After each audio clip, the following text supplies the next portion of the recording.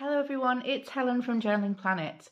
Now perhaps Christmas is the last thing on your mind given that it's January and you're probably still recovering from all the turkey and potato and Yorkshire pudding, just speaking from myself of course. But actually I find January a really good time to take stock of what I'm going to keep from all the free Christmas junk journal haul or craft haul that I get every time we open presents as a family or receive Christmas cards as a family.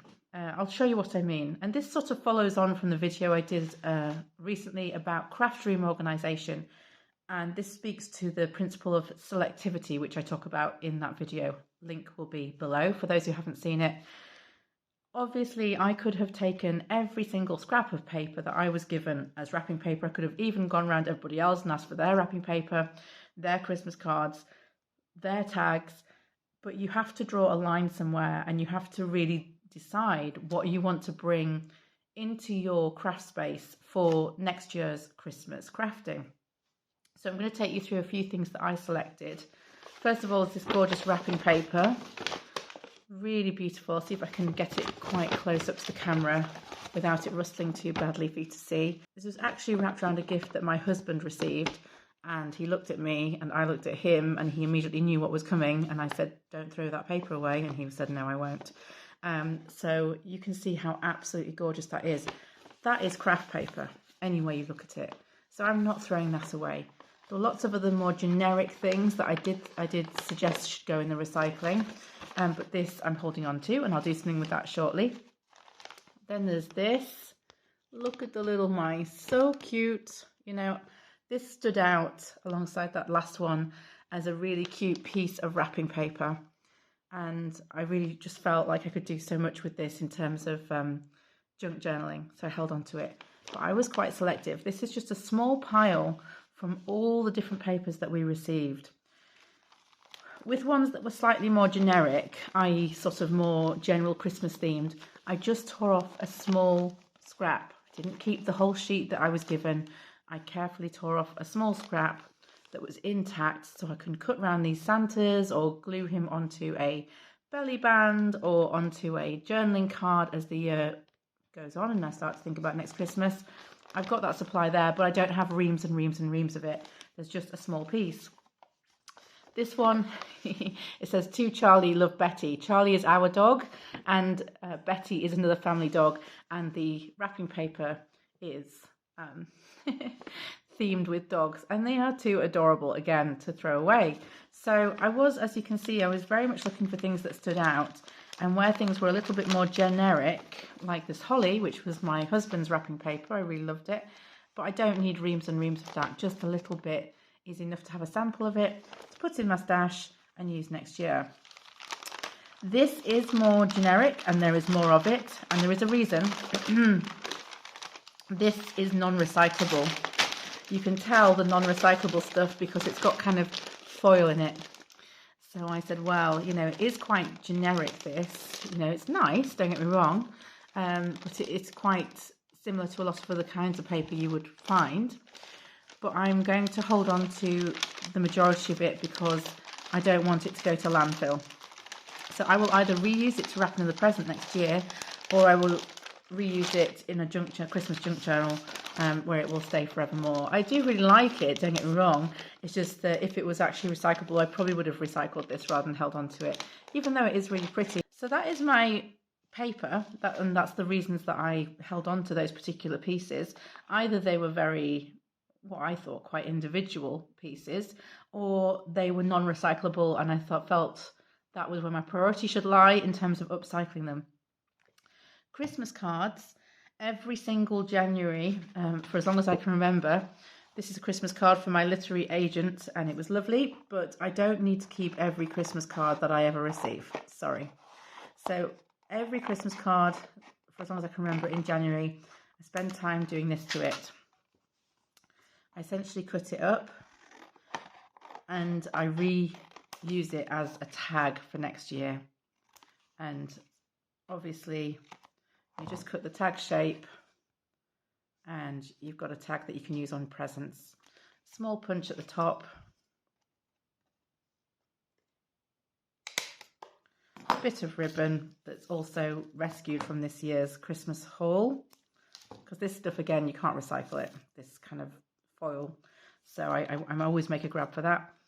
And voila, you know, you have a Christmas tag ready for next year. I've done this every single January for as long as I can remember. Before I started junk journaling, my mother-in-law put me onto it. I think it's such a great way of upcycling your Christmas cards.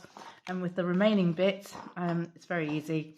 I just, I'm going to cut the card in two. Now, is the dog going to be with the people, or is he going to be on his own on the other side? I think I'll keep him with the people. I'll just cut very close to him. And this is a snowy enough scene that even just the little snippet of the card, it looks Christmassy enough to use as a Christmas tag.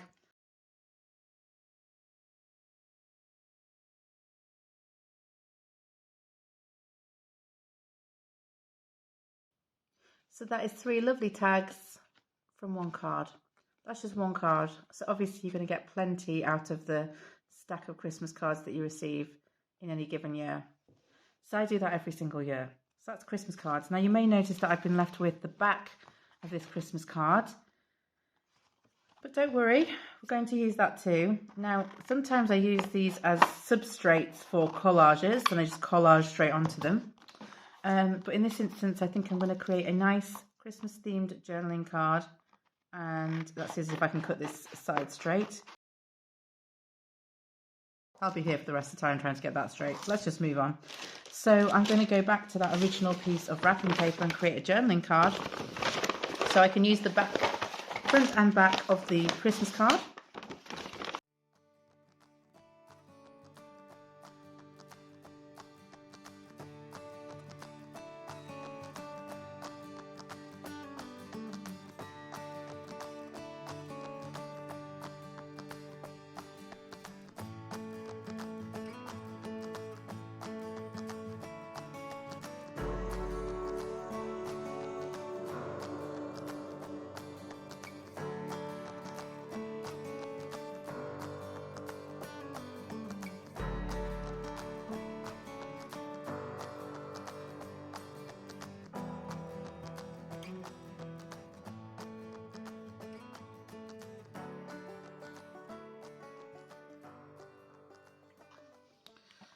Before this comes unstuck again, I'm going to set it aside to let the glue dry on the tab and just hope for the best. It is sort of getting there, but my fabric glue is not enjoying ribbon at the moment for reasons that are a bit beyond me. Still, you can see how I've used the entirety of a Christmas card, I've used some Christmas paper, and this little bit of fabric I got at a car boot sale, and it's equivalent to sort of a yard sale in America. And it was in a massive tin of all kind of trims, and the whole tin was £1. So there you go. All upcycled materials. The penultimate thing I'm going to talk about saving is this. This was a crown. You know, when you wear a crown on your head on Christmas Day, you do that, right? And as soon as I saw it, I thought, that's a nice piece of gold card. And what I thought was this, basically, be able to trim these like so, and then do that, and do that, and I was like, yep, that's a cute little tag.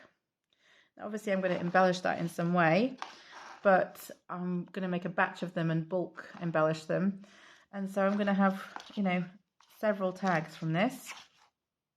1, 2, 3, and 10 tags from this little crown, and I'll also have some little gold strips left for my scrap box. So look out for things like this. Christmas cracker cardboard is also usually really nicely decorated. I decided against saving any of that this year, even though they were very nice, because again, I was trying to be selective, which is one of my core craft room organisation principles for 2023. And the last thing is probably the most obvious thing, but I think it bears repeating. So these tags, my mother gave me this one. You know, a lot of people think, oh, well, that tag's been used now, but not a junk journaler. No, we know better than that, don't we? We know that basically you can do this.